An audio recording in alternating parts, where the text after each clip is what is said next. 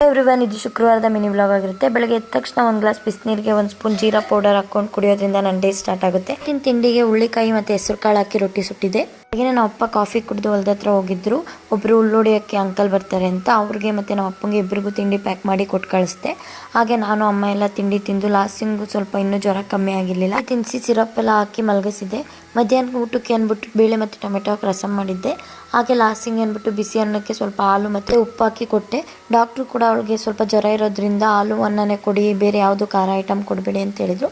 ಅದರಿಂದ ಅವಳಿಗೆ ಹಾಲು ಅನ್ನ ಕೊಟ್ಟು ಊಟ ಎಲ್ಲ ಪ್ಯಾಕ್ ಮಾಡಿಕೊಂಡು, ಅಮ್ಮ ಕಾಲು ನೋವು ಅಂತಿದ್ರು, ಅದರಿಂದ ನಾನೇ ತೊಗೊಂಡು ಹೋದೆ. ಬೆಳಗ್ಗೆ ಬೇಗ ಎದ್ದು ಹಾಲೆಲ್ಲ ಕರೆದು ಏನೋ ಕೆಲಸ ಇದೆ ಅಂದ್ಬಿಟ್ಟು ಬೆಂಗಳೂರಿಗೆ ಹೋಗಿದ್ರು.